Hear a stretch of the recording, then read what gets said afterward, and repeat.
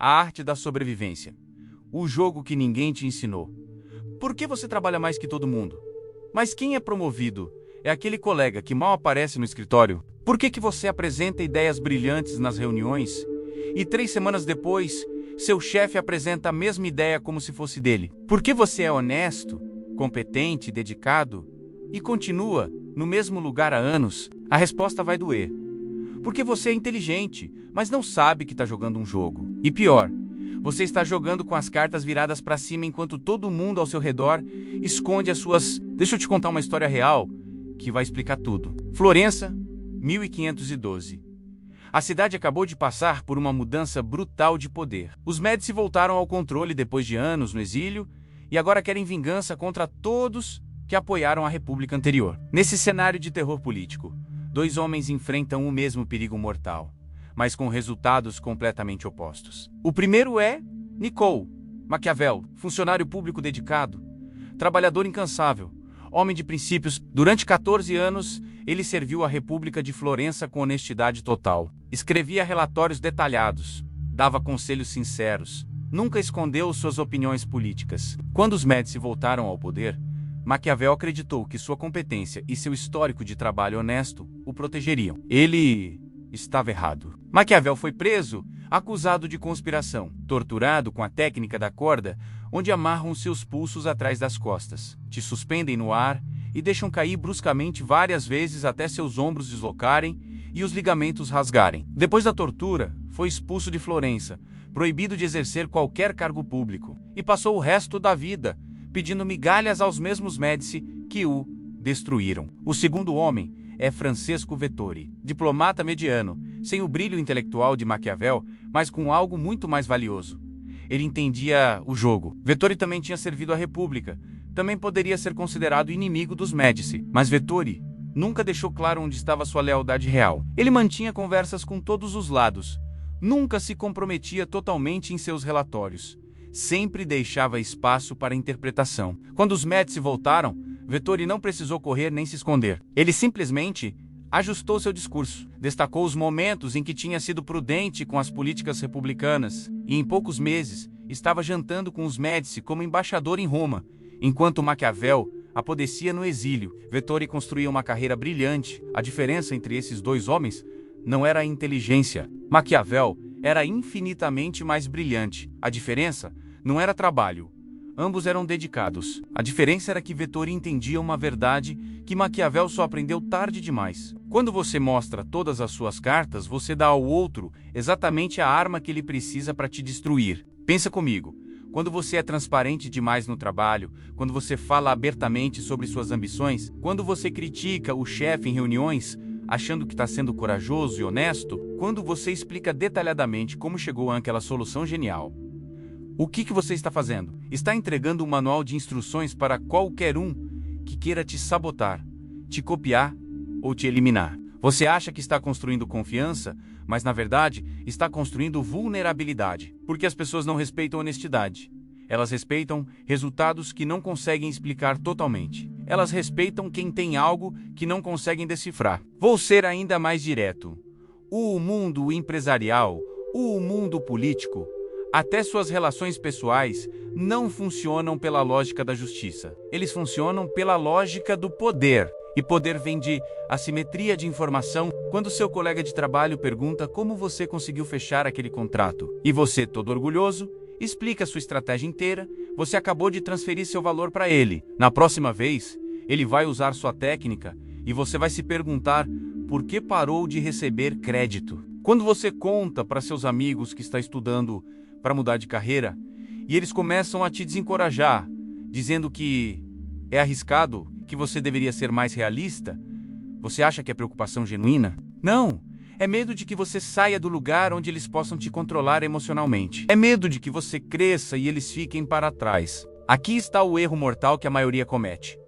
Você foi ensinado a vida inteira que precisa explicar suas escolhas, justificar suas ações, buscar aprovação. Seu cérebro foi programado para achar que transparência é virtude. Mas toda vez que você explica demais, você está pedindo permissão. Toda vez que você justifica suas decisões para quem não tem poder real sobre sua vida, você está colocando essa pessoa em posição de julgamento sobre você. E uma vez que alguém se acostuma a julgar suas escolhas, ela vai fazer de tudo para manter você nessa posição inferior. É por isso que aquele amigo que só quer seu bem sempre tem uma crítica quando você tenta algo novo. É por isso que seu familiar sempre lembra seus fracassos passados quando você está prestes a tentar de novo. Não é amor. É controle disfarçado de cuidado. Aqui está a regra que Vettori entendia e Maquiavel aprendeu tarde demais. Nunca explique mais do que o necessário.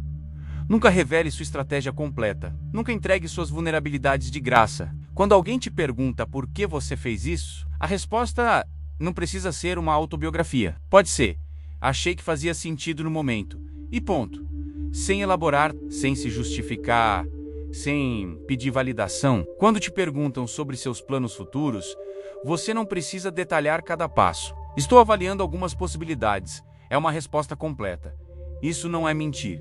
É proteger seu espaço estratégico. Olha, eu sei que isso soa cínico. Eu sei que você quer acreditar que o mundo recompensa bondade e honestidade. Mas me responde: quantas vezes você já foi honesto e se ferrou? Quantas vezes você confiou e foi traído? Quantas vezes você deu crédito e não recebeu de volta? A ingenuidade tem um preço, e esse preço é sempre pago por você, nunca por quem te manipulou. Maquiavel pagou com tortura e exílio. Você pode estar pagando com anos de carreira estagnada, relacionamentos tóxicos ou oportunidades perdidas. A verdade nua e crua é esta: o mundo não pune os maus. O mundo pune os ingênuos. E quanto mais cedo você aceitar que está em um jogo que você não escolheu, mas do qual não pode sair mais cedo, você para de ser a peça e começa a ser um jogador. Agora que você entendeu que está em um jogo, vamos falar da arma mais poderosa que existe nesse jogo e que a maioria das pessoas simplesmente entrega de graça para o inimigo. Essa arma é a informação. Mais especificamente, quem fala primeiro, perde. Vou te ensinar algo que mudou completamente minha forma de negociar, de trabalhar e de me relacionar. É tão simples que parece óbvio, mas 95% das pessoas fazem o oposto a vida inteira. Quando alguém te faz uma pergunta, especialmente uma pergunta carregada, sua primeira reação não pode ser responder. Sua primeira reação precisa ser devolver outra pergunta. Imagina a cena. Você está numa reunião e seu chefe pergunta: você acha que consegue entregar esse projeto até sexta-feira? A pessoa comum, ansiosa para agradar, diz imediatamente: sim, eu consigo. E pronto. Você acabou de assumir um compromisso sem nem saber se é realista, sem negociar recursos, sem entender as expectativas reais. Agora vê como alguém que entende o jogo responderia: até sexta-feira? Que escopo exatamente você está considerando para esse prazo? Percebe a diferença?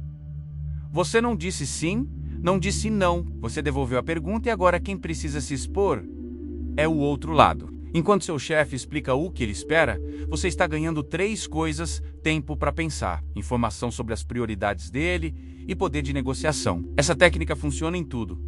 Quando alguém te pergunta: quanto você quer ganhar nessa vaga? Você não joga um número primeiro. Você pergunta: qual é a faixa que vocês estão considerando para essa posição? Quem fala o número primeiro perde poder de barganha. Sempre. Vamos entrar na cabeça de quem está fazendo a pergunta. Quando alguém te questiona sobre algo, especialmente em contexto profissional ou de negociação, essa pessoa está fazendo 2 coisas ao mesmo tempo. Ela está testando você e tentando extrair informação. Se você responde direto, você passa no teste de obediência. Você é submisso, mas falha no teste de inteligência estratégica. Você provou que é previsível, manipulável, fácil de pressionar. Mas quando você devolve com outra pergunta, o script mental da outra pessoa quebra. Ela esperava um sim ou um não e recebeu um convite para ela mesma se expor. Agora, ela precisa dar mais informação antes de conseguir o que quer. E quanto mais ela fala, mais você aprende sobre as verdadeiras intenções, os limites de negociação e os pontos de pressão. É como poker. Quem mostra a mão primeiro está em desvantagem. Então você faz o outro mostrar primeiro através de perguntas que parecem inocentes, mas são, na verdade, sondagens estratégicas. Agora, vem uma das lições mais contraintuitivas, mas mais poderosas. Quando alguém te subestima, quando alguém te trata como se você fosse menos capaz, menos inteligente e menos perigoso, você nunca corrige essa pessoa. Nunca. Por quê? Porque o desprezo do outro é a sua maior vantagem estratégica, é a sua camuflagem perfeita. Pensa comigo. Quando alguém acha que você é bobo, ingênuo ou incompetente, essa pessoa baixa a guarda perto de você. Ela fala coisas que não deveria falar. Ela revela estratégias que deveria esconder. Ela te ignora em reuniões importantes e, fazendo isso, te permite observar tudo sem ser notado. Tem um ditado antigo na China: esconda suas garras e mostre suas patas. Significa que você deve parecer inofensivo, até o momento exato em que precisa atacar. E ataque, nesse contexto, significa executar sua estratégia enquanto ninguém percebeu que você tinha uma... Vou te dar um exemplo real de como isso funciona. Conheci um cara que trabalha numa grande empresa de tecnologia durante 3 anos. Ele foi tratado como o cara do suporte técnico, o nerd bem tímido, que conserta computador. As pessoas mal cumprimentavam ele nos corredores. Nas reuniões, quando ele falava, literalmente cortavam ele no meio da frase. Ele poderia ter feito escândalo, poderia ter exigido respeito, poderia ter tentado provar seu valor toda hora. Mas ele fez o oposto. Ele aceitou o papel de invisível. Sabe o que ele fez nesses 3 anos? Enquanto todo mundo o ignorava, ele estava documentando cada problema de segurança da empresa, cada falha de processo, cada decisão burra da diretoria. Ele tinha acesso a tudo, porque ninguém o via como ameaça. Era só o nerd do TI, até que a empresa sofreu uma invasão de dados. Pânico total. A diretoria não sabia o que fazer. E foi quando ele entrou numa reunião com um relatório de 50 páginas, mostrando exatamente como a invasão aconteceu. Por que tinha acontecido? Porque ignoraram 3 alertas que ele tinha documentado. E qual era a solução completa? Em 6 meses, ele foi promovido a diretor de segurança. As mesmas pessoas que o ignoravam agora pedem a opinião dele sobre tudo. Mas ele nunca mudou seu jeito humilde e discreto. Por quê? Porque agora ele entende o jogo. Quanto mais invisível você parece, mais poder real você pode acumular sem interferência. Aqui está outro princípio que as pessoas não entendem. A clareza total mata seu valor. Quando você é 100% previsível, quando todo mundo sabe exatamente como você vai reagir, o que você pensa, o que você quer, você se torna uma ferramenta nas mãos dos outros. Mas quando você mantém um nível estratégico de ambiguidade, quando as pessoas não têm certeza do que você está pensando ou planejando, você se torna perigoso. E pessoas perigosas não são ignoradas, são respeitadas e temidas. Em negociações, isso é devastador. Quando você está negociando um salário e o empregador pergunta qual sua pretensão, a maioria diz um número específico. Erro fatal. Você acabou de colocar um teto na negociação. Mas se você responder com "estou avaliando algumas propostas e preciso entender melhor o pacote completo que vocês oferecem antes de definir um valor", você criou incerteza. Agora o empregador não sabe se você tem outras ofertas. Você pode ter ou não. Isso não importa. A dúvida já foi plantada. Ele não sabe se vai te perder. E principalmente, você não colocou teto. Deixou em aberto a possibilidade de ele oferecer mais do que você pediria. Isso não funciona só em trabalho. Funciona em todo tipo de relação. Aquele amigo que sempre te pede favores, mas nunca está disponível quando você precisa, ele consegue isso porque você é previsível. Ele sabe que se pedir, você vai ceder. Ele tem certeza da sua reação. Experimente fazer diferente uma vez. Quando ele pedir o próximo favor, não diga não. Isso gera conflito direto.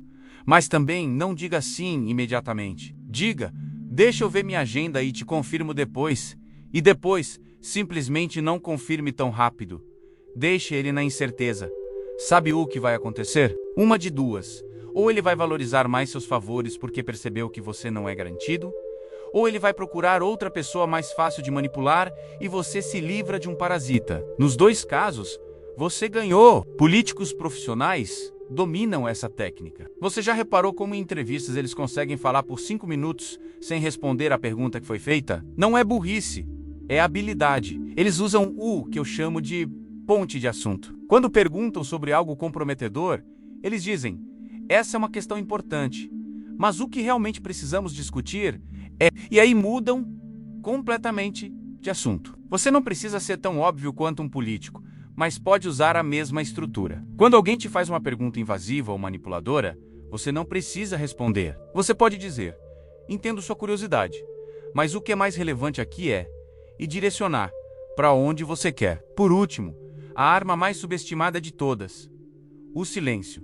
A maioria das pessoas tem pavor de pausas em conversas. Elas sentem uma urgência quase física de preencher o vazio com palavras. Essa urgência faz elas falarem demais e revelarem demais. Aprenda a ficar confortável com o silêncio. Quando alguém te faz uma proposta ruim e fica te olhando, esperando resposta, não fale, apenas olhe de volta. Deixe o silêncio pesar. Em 90% dos casos, a outra pessoa vai ficar tão desconfortável que vai melhorar a proposta só para quebrar a tensão. Vendedores profissionais sabem disso.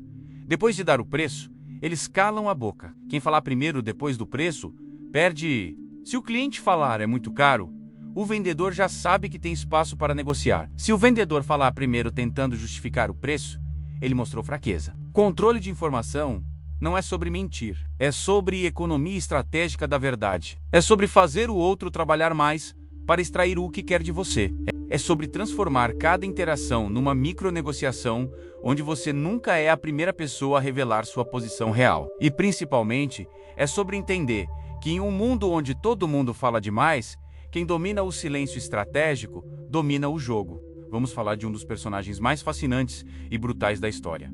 Cesare Borgia, filho do Papa Alexandre VI, comandante militar, político implacável, Maquiavel era obcecado por ele. Por quê? Porque Borgia entendia algo que separa amadores de mestres. O timing é tudo. Deixa eu te contar uma história que exemplifica perfeitamente o poder de não fazer nada no momento certo. Ano de 1501. Cesare Borgia está expandindo seus domínios na Itália Central e chega à cidade de Faenza. A cidade é governada por Astorre III Manfredi, um jovem de apenas 18 anos, mas muito amado pelo povo. Borgia tem o exército mais forte, tem o poder, tem tudo para simplesmente invadir e tomar a cidade pela força. E é exatamente isso que qualquer comandante normal teria feito. Ataque direto, mostrar poder, dominar pela força, mas Borgia não era normal. Ele cercou a cidade e não fez nada, simplesmente acampou do lado de fora com seu exército e esperou. Dias viraram semanas, semanas viraram meses, 5 meses de cerco sem atacar uma única vez. O que estava acontecendo? Borgia entendeu algo crucial. Ele não precisava derrotar Faenza. Ele precisava que Faenza se derrotasse sozinha. Dentro da cidade cercada, sem suprimentos entrando, sem comunicação com o exterior, algo inevitável começou a acontecer. O povo passou a sentir fome. Os soldados começaram a questionar se valia a pena morrer por um governante de 18 anos. As facções políticas internas começaram a brigar sobre o que fazer. Astorre Manfredi viu seu poder derreter como neve ao sol. As mesmas pessoas que o amavam meses antes, agora o viam como o motivo de seu sofrimento. Ele não tinha mais exército leal, não tinha mais suporte popular, não tinha mais nada. Quando Faenza finalmente abriu os portões, não houve batalha, não houve resistência, não houve sangue. A cidade simplesmente se entregou. E Borgia entrou como libertador, não como conquistador. O povo, exausto, celebrou sua chegada porque significava o fim do cerco e o retorno da comida. Astorre Manfredi foi levado prisioneiro para Roma, onde foi estrangulado e jogado no rio Tibre meses depois. Mas essa parte aconteceu longe, em segredo. Em Faenza, Borgia era o herói que trouxe paz. O que Borgia entendeu, e a maioria das pessoas nunca entende, é isto: fazer algo na hora errada, mesmo que seja a coisa certa, transforma você no vilão. Mas fazer a mesma coisa no momento certo transforma você no herói. Se Borgia tivesse atacado imediatamente, teria ganho a cidade, mas criado um massacre. O povo o odiaria. Revoltas surgiriam. Ele precisaria manter tropas ali indefinidamente. A vitória militar seria uma derrota estratégica. Mas esperando, usando o tempo como arma, ele fez o inimigo se destruir por dentro. E quando finalmente agiu, foi visto como solução, não como problema. Agora vamos tirar isso do século XVI e trazer para seu escritório, sua casa, suas negociações do dia a dia. O princípio é o mesmo. A pessoa que age rápido demais perde o controle da situação. Você já recebeu uma mensagem que te deixou com raiva e respondeu imediatamente? Ou escreveu um e-mail agressivo no calor do momento? Ou rebateu cada acusação numa discussão? Toda vez que você faz isso, entrega o controle da sua mente para outra pessoa. Você mostra onde estão seus botões e que é fácil apertá-los. Isso é o que eu chamo de sequestro emocional. Alguém joga uma isca emocional e você morde. A partir daí, você não está agindo, está reagindo. E quem reage está sendo controlado. Aprenda isso e tatue na mente. quando alguém te pressiona por uma resposta rápida. A resposta mais poderosa é: vou analisar e te respondo amanhã. Parece simples demais, mas é devastador. Primeiro, você quebra o ritmo emocional. A pessoa contava com sua reação imediata. Quando você não reage, o script dela desmorona. Segundo, você força a outra pessoa a viver na incerteza. Enquanto você analisa, ela remoendo cenários, ficando ansiosa. A ansiedade dela trabalha a seu favor. Terceiro, você ganha tempo para pensar estrategicamente. A resposta impulsiva vira uma resposta fria e calculada. Exemplo concreto: você está negociando um aumento. Seu chefe diz: o máximo que consegui foi 5%. É pegar ou largar. A pressão é enorme. Sua mente grita, aceita ou recusa. Ambas são reações emocionais. Ambas são erros. A resposta estratégica é: agradeço a oferta. Vou avaliar com calma e te dou um retorno amanhã. Parece fraco. É o oposto. Você mostrou 3 coisas. Não se deixa pressionar por urgência artificial. Tem outras opções? Valoriza suas decisões no dia seguinte. Você negocia de uma posição de poder, não de desespero. E seu chefe já sabe que você não é manipulável por pressão psicológica. Vivemos numa cultura que fetichiza a velocidade. Isso cria pessoas que acham que responder rápido é competência. Não é. Responder rápido demais é sinal de ansiedade. Mostra medo de conflito e necessidade de aprovação. As pessoas mais poderosas que conheci têm algo em comum. Respondem quando querem, não quando são pressionadas. Isso não é grosseria, é limite. Um CEO bilionário me disse: nunca respondo e-mails no mesmo dia, mesmo respostas curtas.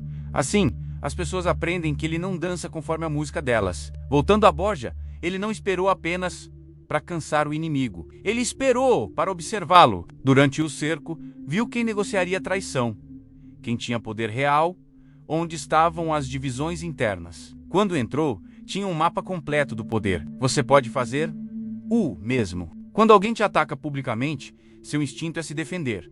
Mas se você espera, as pessoas se revelam. Alguns te defendem, outros atacam. Muitos se omitem. Em 48 horas, você tem um mapa de lealdades que levaria meses para descobrir. Vamos à parte mais difícil. Controlar a urgência emocional interna. Quando alguém te provoca e a raiva sobe, pergunte: essa pessoa ganha algo se eu reagir agora? Na maioria das vezes, sim. Então a resposta é simples: não faça nada ainda. Espere seu cérebro racional voltar ao comando. Haja quando estiver frio. A vingança é um prato que se serve frio. Não fala só de vingança. Fala de agir no controle emocional. Borja poderia ter massacrado Faenza no primeiro dia, mas esperou. E quando agiu, foi com precisão cirúrgica. Fúria emocional cria inimigos eternos. Precisão estratégica cria resultados. Tempo não é só um recurso, é uma arma. Quem age rápido demais se queima.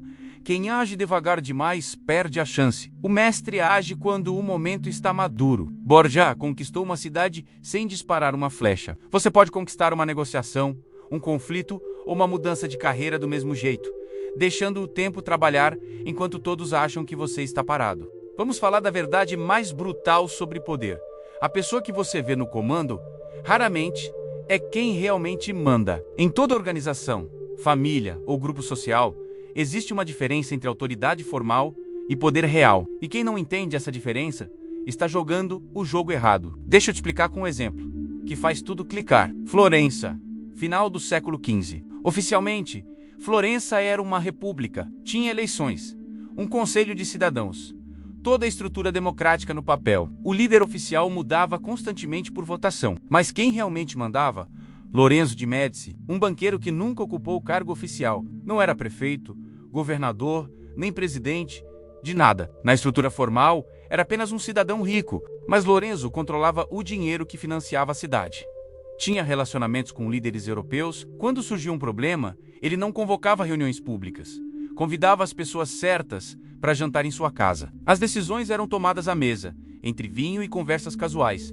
Nunca nas câmaras oficiais. Os políticos achavam que governavam. Na prática, executavam decisões já tomadas na sala de jantar de Lorenzo. E o mais genial: como nunca ocupava cargos oficiais, ele nunca era culpado quando algo dava errado. Os políticos levavam a culpa. Ele ficava com o poder sem o risco. Agora vamos traduzir isso para o seu contexto. Como identificar quem realmente manda no seu trabalho, na sua comunidade, no seu círculo social? Pergunta 1. Quem tem acesso informal? O chefe oficial exige reunião marcada, mas sempre há alguém que entra na sala sem avisar. Essa pessoa tem poder real. Pergunta 2. Quem é consultado antes das decisões? Decisões importantes são anunciadas em reuniões grandes, mas tomadas antes. Quem estava lá quando foram decididas? Essas pessoas mandam. Pergunta 3. De quem o líder formal tem medo de discordar? Quando alguém fala e o chefe muda de postura ou concorda rápido demais, aí está o poder real. Pergunta 4. Quem sobrevive a todas as mudanças? Reestruturações vêm e vão, mas sempre há alguém intocável, mesmo sem cargo alto. Essa pessoa conhece os esqueletos no armário. Depois de identificar quem manda de verdade, geralmente 2 ou 3 pessoas, você precisa saber como se relacionar com elas. E o segredo é não fazer isso abertamente. Lourenço nunca gritava "Eu mando aqui!". Ele mantinha uma fachada de humildade enquanto construía relações discretas com quem importava. Você faz o mesmo. Não tenta virar amigo do diretor óbvio demais. Cria interações naturais, torna-se útil de formas pequenas, mas memoráveis. Uma técnica poderosa que Lourenço dominava: fazer as pessoas acharem que a ideia foi delas. Se você propõe uma mudança diretamente, enfrenta a resistência. Vira sua ideia. Se dar errado, a culpa é sua. Se dar certo, gera inveja. Mas se você conversa informalmente com alguém poderoso, menciona o problema, faz perguntas certas, essa pessoa chega sozinha à solução que você queria. 2 semanas depois, ela propõe a ideia numa reunião. E agora tudo flui. Você perdeu o crédito na superfície? Sim, mas ganhou algo maior. A mudança aconteceu, e você criou uma aliança invisível. A diferença entre ser estrategicamente útil e ser puxa-saco é clara. Puxa-saco elogia demais, concorda sempre, não tem opinião. Útil estrategicamente oferece valor real, discorda com diplomacia, não está sempre disponível e resolve problemas que ninguém quer tocar. Exemplo real. Um cara percebeu que o diretor, quem realmente mandava sempre, precisava de dados para investidores. Ele criou um dashboard automático, sem pedir nada, e enviou com a mensagem: "Fiz isso no meu tempo livre, caso ajude." O diretor passou a usar sempre. Em 2 anos, o cara subiu 3 níveis hierárquicos. Oficialmente por competência, na prática por utilidade real para quem tinha poder. Agora, a defesa mais importante. Documentação, regra de ouro. Documente tudo. Gente com poder reescreve a realidade. Sempre. Sem e-mails de confirmação, vira sua palavra contra deles. E você perde. Documentar não é paranoia, é criar trilhas naturais de confirmação. Técnica 1. E-mail de resumo pós-reunião. Técnica 2. WhatsApp casual confirmando decisões. Técnica 3. Documento simples, com assinatura para coisas críticas. As pessoas não documentam por medo de parecer desconfiadas. Mas confiar cegamente é ingenuidade, não virtude. Pessoas esquecem, mudam versões e jogam culpa para baixo quando convém. Isso é regra. Você se protege de forma inteligente. E quando tentam te ferrar, você mostra fatos, não emoção. Um amigo auditor documentou por 2 anos decisões ruins de um diretor intocável.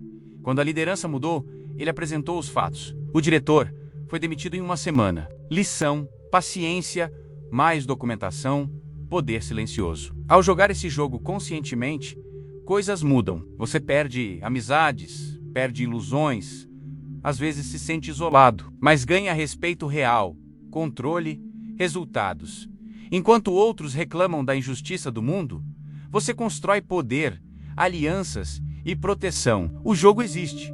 Você não criou as regras, mas pode escolher: aprender a jogar ou continuar sendo jogado. Maquiavel aprendeu isso no exílio. Lorenzo construiu um império entendendo que poder real é invisível. Borja conquistou cidades com paciência e timing. Você tem as mesmas ferramentas. A pergunta é: vai usá-las ou fingir que não existem? Esse é o mundo real. E agora que você sabe, cada interação é uma escolha consciente. Ou você joga estrategicamente, ou joga ingenuamente. Escolhe teu lado. E que essa escolha seja consciente.